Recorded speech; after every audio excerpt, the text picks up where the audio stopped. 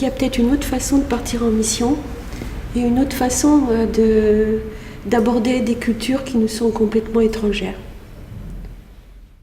Disons, ouais, déjà, je l'ai découverte un petit peu parce que elle a quelque chose au niveau artistique. Elle a fait des poèmes parmi son livre et ça, je la connaissais pas comme ça. Mais je trouve que c'est super.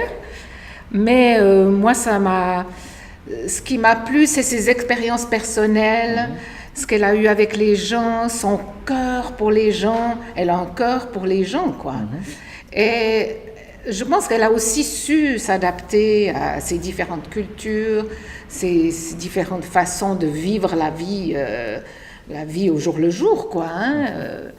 Et bon, moi, je trouve que c'est une femme formidable qui a beaucoup de pep, qui a beaucoup d'énergie, beaucoup. Ouais. Elle a communiqué aussi dans ce livre, quoi. Alors, c'est très intéressant quand on connaît l'auteur lui-même, pas seulement le livre. Et quand on connaît leur vie, et quand on lit leur vie, alors ça change tout. Alors moi, je l'ai trouvé extraordinaire sur plusieurs plans. D'abord, sur le plan de l'écriture, il est très très bien écrit, d'après moi. Et il y a vraiment une touche d'authenticité, de vérité dedans. Et surtout, il y a une grande sagesse qui est développée dans ce livre. Et moi, je ne le limiterai pas aux gens en mission, je le conseillerais à tout le monde, justement parce qu'il approche dans son livre une façon de parler aux gens qui sont différents, en les respectant dans tout ce qu'ils sont.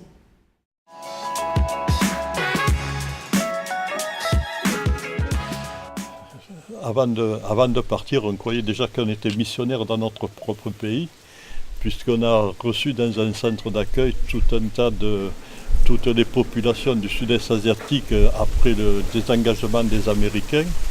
Nous avons aussi eu le privilège de pouvoir accueillir tout ce qui est l'ancien empire colonial français africain dans nos murs, tout ce qui était l'Amérique latine des dictateurs. Donc on était missionnaires dans notre propre pays et on croyait qu'on était donc à ce titre missionnaires dans notre pays. Mais c'est mal connaître Dieu, parce que finalement au bout de 20 ans de service en France, il nous a élargis dans d'autres pays, dans d'autres nations, comme vous l'avez dit, que ce soit Haïti, ou les tribus amérindiennes du nord du Québec, ou la Côte d'Ivoire, ou le Congo de Brazzaville. Donc c'est une aventure à la fois, mais c'est aussi un choix de vie. Alors ça nous a vraiment élargi, parce que quand on vit que dans un petit rayonnement, bon, la France c'est pas très très grand, donc on a vite fait quand même le tour de la France et de toutes ces belles choses, c'est vrai, mais c'est vrai que si on veut comprendre les peuples, il faut aller les visiter, il faut aller comprendre sur place comment ils vivent, quelle est leur... Alors c'est vrai qu'il n'y a pas beaucoup de différences, mais quand même les cultures sont autres, le manger, on mange autrement, on considère les gens autrement et ça nous fait vraiment... nos cœurs s'élargissent absolument en allant dans ces nations et en comprenant que Dieu aime autant le haïtien que le français, que le belge, que n'importe quelle nation. Donc vraiment ça élargit notre pensée, notre cœur et ça nous apprend que Dieu est vraiment le Dieu des nations.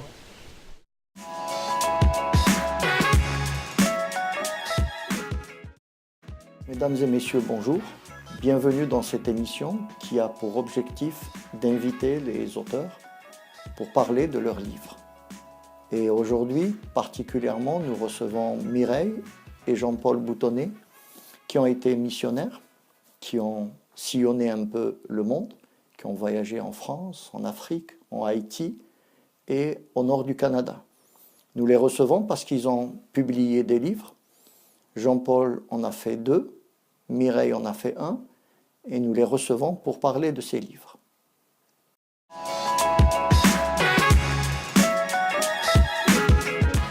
Mireille Boutonnet, vous avez écrit un livre qui s'appelle « Pas de limite » pour raconter votre histoire, votre vie, dans cette aventure que Dieu vous a confiée.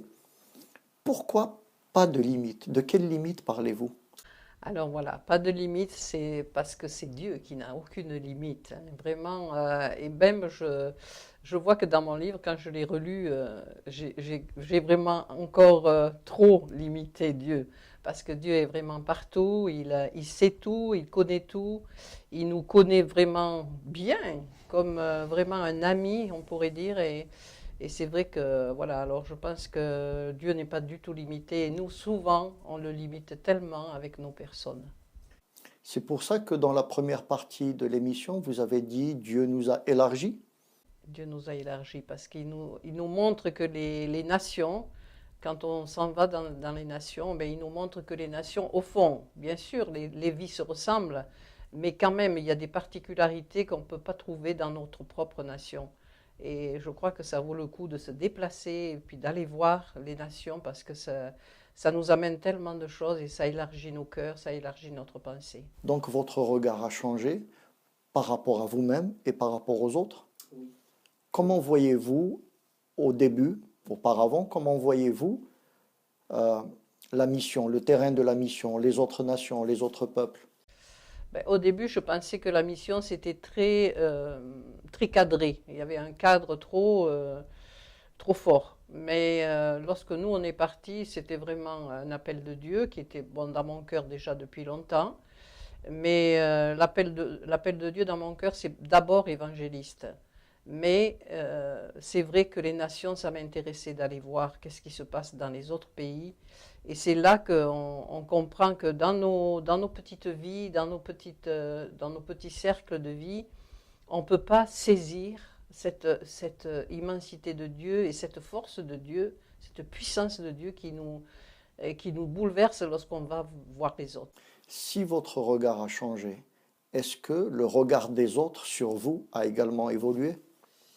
Peut-être, ça je ne sais pas trop, j'ai pas trop de retours, mais lorsque je fais lire mon livre à Agnès, Pionnière, ben c'est sûr elle trouve que oui, j'ai un beau cœur pour les nations et que quelque chose s'est passé dans ma vie, ça elle le reconnaît. Donc pour moi c'est positif de faire lire ce livre parce que justement j'aurai plus de retours.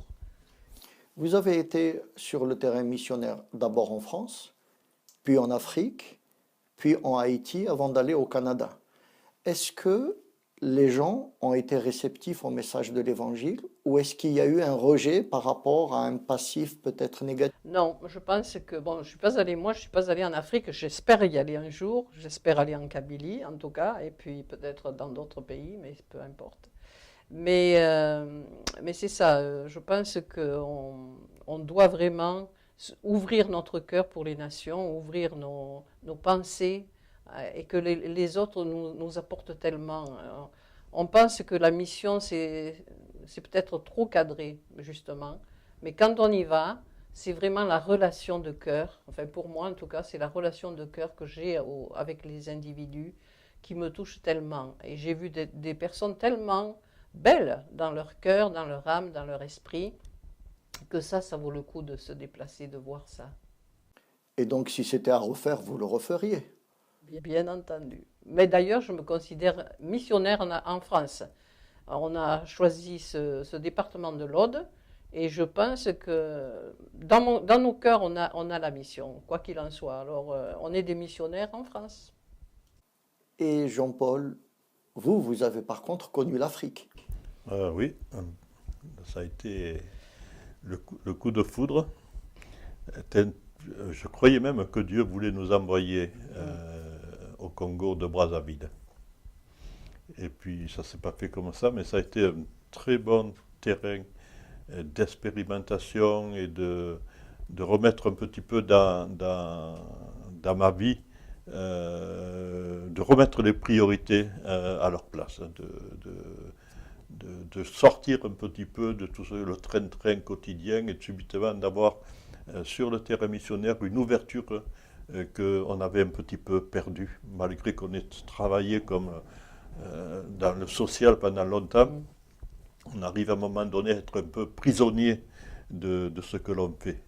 Et il faut comme ça des coups de pied un peu dans les jambes pour qu'on s'ouvre sur une autre dimension qui nous émerveille à ce moment-là. Moi, je voulais l'Afrique. J'aime l'Afrique. Je voulais retourner au Congo-Brazzaville. Mais il y a eu un petit problème parce que je fais partie du dernier avion qui a quitté Brazzaville avant la révolution qui s'en est suivie. Et Dieu nous a toujours dit d'accord pour partir en mission, mais en Haïti. Et là, en Haïti, pour moi, ça ne passait pas, parce que Haïti, c'était une ancienne dictature, c'était la famille Duvalier, c'était les tontons Macoute, c'était toutes ces choses-là. Et honnêtement, ça ne m'intéressait pas trop, mais je suis parti quand même en éclaireur. Et quand j'ai vu ce que c'était Haïti, de retour, j'ai dit à Mireille, non, Haïti, c'est pas pour nous. C'est pas possible. Il y a de tout partout. Il n'y a pas d'électricité, il n'y a pas d'eau, il n'y a pas de quoi que ce soit. C'était vraiment un monde, un choc qui était assez grand, beaucoup plus que ce que j'avais vécu en Afrique. Mais Dieu a dit, ici, c'est Haïti. Alors on a passé un petit peu, des fois on est un peu fou dans nos prières, et on a dit à Dieu, d'accord, pour Haïti, mais à une condition, c'est que quand on arrive en Haïti, avec toute la famille, qu'on ressente ton amour pour Haïti. Et là aussi, quand nous sommes arrivés en Haïti, comme si le ciel était ouvert sur nous, l'amour de Dieu qui s'est manifesté dans nos cœurs, et cet amour, on a pu le partager. C'est ce qui était le partager avec tous ses amis haïtiens. Vous racontez dans vos livres des histoires extraordinaires et vous racontez des histoires particulières de personnes qui ont vécu des transformations, qui ont rencontré le Seigneur, qui ont vécu des vies qui ont été complètement bouleversées. Combien vous êtes resté en Haïti finalement? Nous sommes restés en Haïti 5 ans. Oui, 5 ans. Et vous racontez des détails de cette vie qui n'a pas été de tout repos, qui n'a pas été facile. Non, non, c'est pas forcément du tout repos, mais pour nous, ça a été quand même facile, parce que quand Dieu est avec nous, on a une vision des choses, une façon de s'exprimer, une façon de faire qui va être différente. Ce qu'on ne voulait pas, c'était rapporter en Haïti, ou plus tard, ou avant sur l'Afrique, on ne voulait pas amener un évangile des Blancs pour des Noirs. On voulait être une bonne nouvelle pour les Haïtiens. Donc à partir de là, la première chose qu'on a fait, c'est d'apprendre le créole. Parce que quand on parle en français en Haïti, on touche la tête, on touche tout ce qui est le cérébral, tout ce qui est l'intelligence. Mais on a vu que quand on parlait créole, c'était le cœur, on avait accès au cœur. Et donc ça a été pour nous à partir de là, ça a été beaucoup plus simple. Mais on faisait partie de la population, on vivait au milieu de la population, on ne vivait pas dans la diaspora, on ne vivait pas dans des maisons de missionnaires, mais on vivait dans des maisons que n'importe quel haïtien pouvait habiter ou construire. Et on était donc au milieu du peuple. Et le peuple, quand il y a eu par exemple des tensions, des moments de révolution en Haïti, tout le peuple toutes les maisons qui étaient autour de nous étaient notre propre défense. On était préservés par eux parce que tous savaient ce qu'on faisait, tous savaient ce qu'on avait. Donc il n'y avait pas il y avait pas de problème. À quel moment vous vous êtes dit, ça y est, notre mission en Haïti est terminée?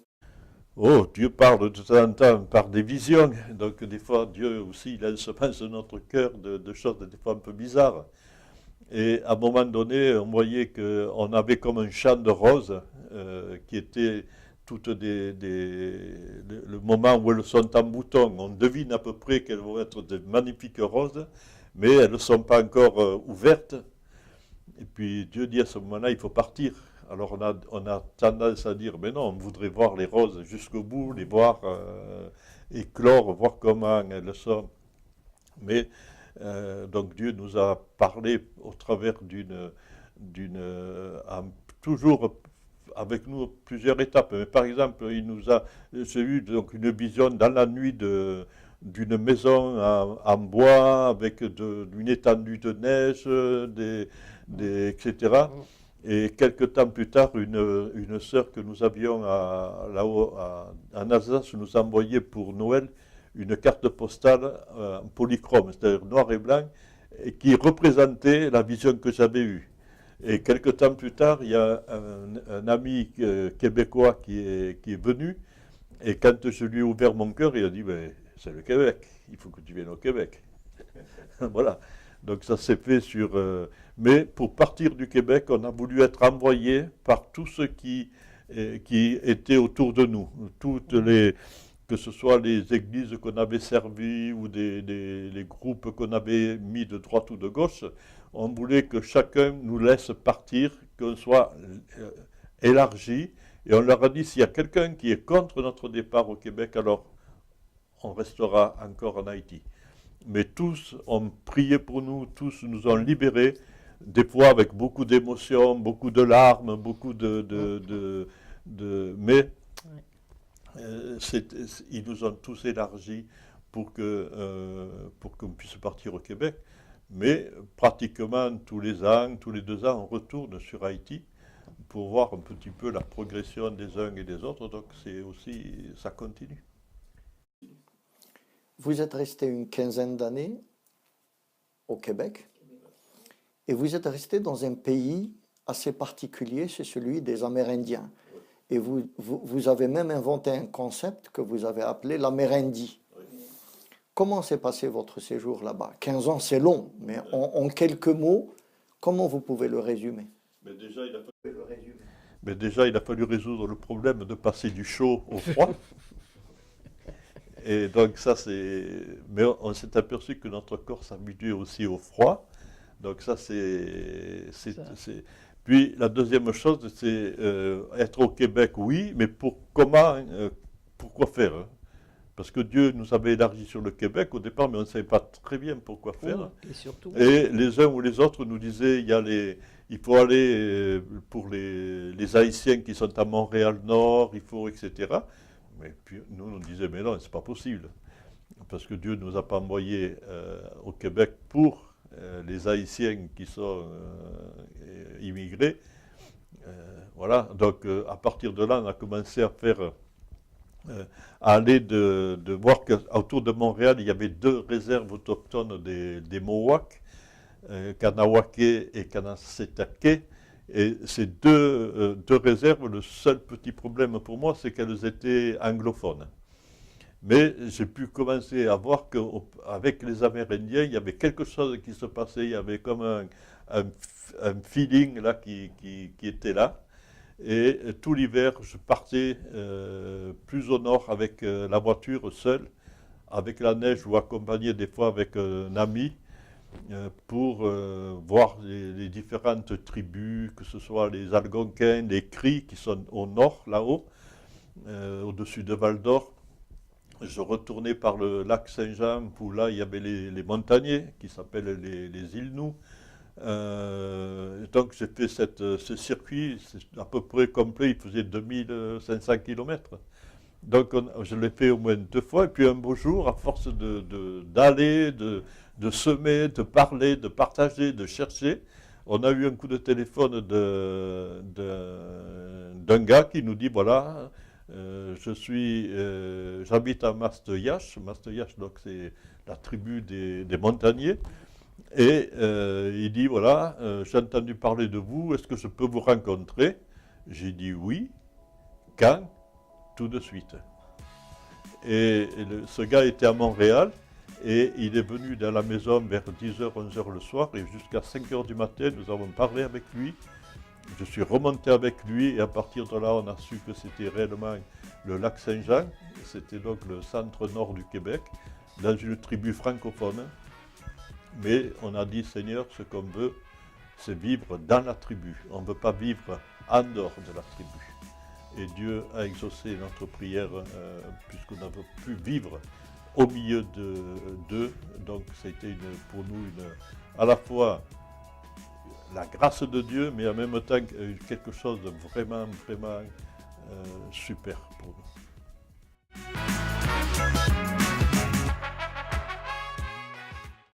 Parlons de vos livres. Mireille, vous avez écrit un livre très poétique. Il est empreint de beaucoup de tendresse. Il y a dedans des histoires que vous racontez, des témoignages. Il y a aussi de la poésie et un enseignement. Comment vous est venue l'idée d'écrire ce livre? Mais je pensais déjà à mes fils, surtout à la famille, aux fils. Et je pensais que des fois notre témoignage vis-à-vis d'eux peut-être est déformé ou je ne sais pas, qui n'est pas trop... alors que dans un livre, on peut aller plus loin, il me semble, et on peut aller plus profond. Et donc, j'ai voulu surtout pour mes fils parler de ce livre, faire ce livre. Et puis l'inspiration est venue comme ça. J'avais envie de raconter ces beaux témoignages de personnes en Haïti qui... parce que souvent, on dit, évidemment, dans le monde, on dit, oh, les Haïtiens, c'est des paresseux. Qu'est-ce qu'ils font là-bas? Ils font rien en Haïti. Et c'est vrai qu'il n'y a pas beaucoup d'industrie, il n'y a pas beaucoup de choses comme ça, parce qu'il y a beaucoup de voleurs aussi et de tas de choses qui font que... Mais quand je les rencontre, ces Haïtiens, je vois qu'il y a un charme en eux, il y a quelque chose de différent, de beau, de chaleureux, parce qu'il fait toujours beau en Haïti, il fait chaud. Et ça, c'est une bénédiction de Dieu. Hein. Et puis alors, il y a ces fruits d'Haïti qui sont tellement succulents, absolument succulents. Ils viennent à maturité, ils viennent beaux, ils sont gros, et ils sont pleins de jus, ils regorgent de jus. Donc tout ça, ça m'a inspiré à faire des poèmes dessus parce que c'est spécial. Et puis j'aimais traduire ça avec des mots pour montrer que Haïti, c'est un beau pays, en définitive, et il y a de très belles personnes.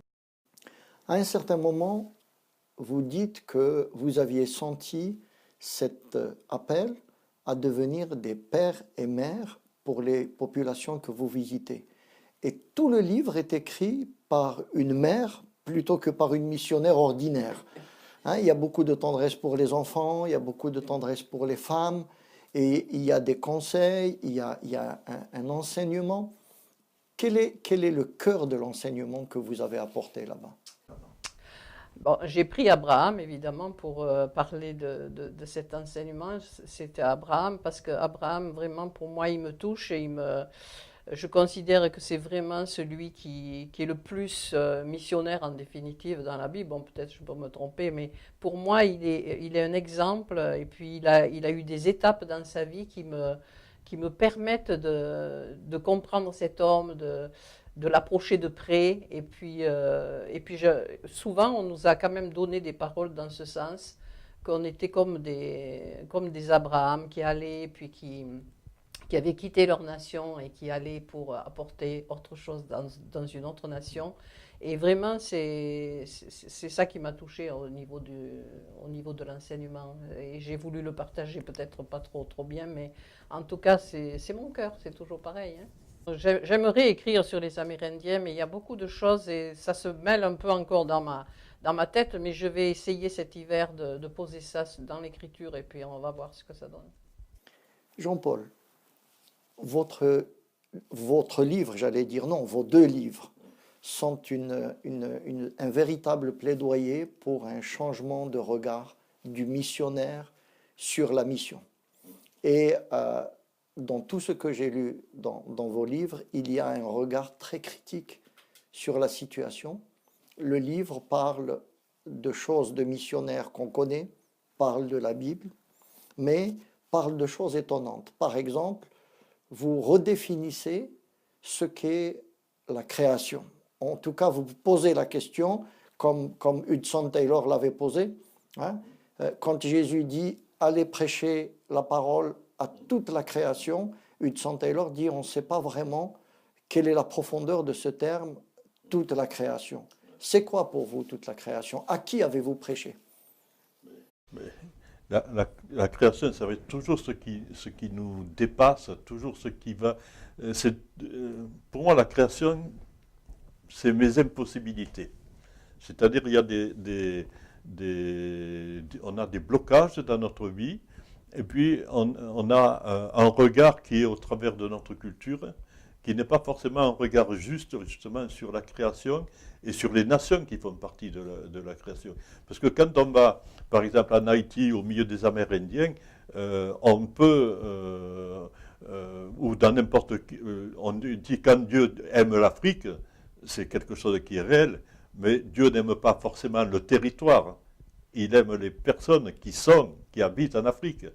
Il aime l'homme, il aime les familles, il aime la nation, plus que le support, c'est-à-dire la terre. Donc je crois que c'est ça qui est important à découvrir, et de sortir un petit peu des schémas battus du missionnaire qui s'en va dans un pays, qui va mourir là-bas, qui part avec une petite valise, que l'Église oublie, etc. C'est si c'est Dieu qui envoie, c'est Dieu qui, lui, va nous soutenir, c'est Dieu qui va veiller sur nous, c'est Dieu qui va exercer sur nous sa fidélité, l'abondance de son nom, etc. Toutes ces choses, si je pars en mission par une grosse organisation missionnaire, je les respecte, je dirais, je n'ai pas de problème, mais on sait qu'on va partir avec un certain volume d'argent, avec une maison, avec tout un tas de situations qui sont déjà pré-réglées, alors que dans aller, va, eh bien c'est au contraire, c'est de partir à l'aventure et de relever un défi, mais que Dieu a donné à l'homme depuis le commencement de l'éternité. Va, allez. Dans le monde amérindien, pour eux, l'Amérindien, en principe, lui, il est créé au même niveau dans la nature que des animaux, les poissons. Il n'est pas dans ce rôle où il est un dominant dans la création de Dieu. Il est au même titre. Pour eux, ils font, par exemple, quand ils coupent un épi de maïs, on appelle ça le blé d'Inde là-bas, pour eux, ils font une prière, parce que c'est prendre la vie. Quand ils tuent un orignal, par exemple, ils font une prière parce que c'est aussi ôter la vie à un animal. Donc pour eux, ils sont au même niveau. Et donc pour eux, les arbres parlent, pour eux, tout ça, ça fait partie du culturel, et on est obligé de se servir de leur culturel pour leur annoncer une bonne nouvelle. Et dans votre livre, vous dépassez un peu aussi la situation de l'homme, puisque vous parlez beaucoup de nature. Il y a un chapitre où vous dites « La Bible parle des arbres ». C'est-à-dire tout le côté naturel, Dieu aime également la nature. Et de ça. Parce que dans la mission, je crois que dans la mission, c'est plus que l'aspect spirituel, que toute nation soit restaurée, guérie par Jésus, que les hommes, les familles aient une vie bouleversée par la présence de Jésus dans leur cœur. Ça, c'est la base, d'accord? Mais il y a aussi tout le principe économique. C'est-à-dire, il faut que l'homme qui a une vie qui est régénérée, soit capable de régénérer aussi tout son entourage, d'être un témoignage de tout son entourage. Donc à partir de là, il y a un principe économique, il y a un principe dans l'agriculture, il y a tout un tas de principes qui sont donnés par Joseph, justement. Et Joseph, c'est comme bien des missionnaires, il a connu des étapes successives avant d'arriver Premier ministre du Pharaon. Mais c'est lui qui a mis en place tout un système social, économique, qui a permis à l'Égypte et à son peuple, à ses parents, de pouvoir vivre dans une période de crise sans jamais se substituer à l'autorité de Pharaon et sans être prisonnier de la diaspora gouvernante. Il a parcouru le pays, il est sorti de la diaspora du gouvernement, mais il n'a jamais attenté à l'autorité du Pharaon. Et ce qui est étonnant un peu dans votre exemple, que l'enseignement que vous avez reçu de la Bible, on voit bien que Mireille s'est inspirée d'Abraham, vous vous inspirez de Joseph. C'est assez étonnant de prendre Joseph comme exemple de missionnaire. Est-ce que vous pouvez nous parler de ça? Ben oui, il y a toute une série, et c'est des choses des contes, mais qui sortent avant la venue des missionnaires ou avant qui remontent un peu dans la nuit des temps. Pendant un an, j'ai appris l'histoire des Amérindiens dans une bibliothèque. Pratiquement tous les jours, j'allais dans une bibliothèque pour apprendre le culturel, la culture des Amérindiens. Et je me suis aperçu, par exemple, que le récit de Noé existait, tout comme ça existait dans l'Empire babylonien. Donc il y avait mais là, c'était les animaux, c'était plus les trucs, mais le grand créateur a détruit la terre parce que l'homme était méchant. Et le grand créateur a demandé, par exemple, il y avait la tortue, la loutre et le castor qui ne sont pas morts. Et le grand créateur a dit à la loutre, au castor, si le premier qui va me ramener ne serait-ce qu'un grain de sable, sur le dos de la tortue, je vais rebâtir une terre. Vous l'aurez compris, les 3 livres de Mireille et Jean-Paul Boutonnet, si vous les lisez, vont beaucoup changer votre regard sur le monde. Merci et à la prochaine.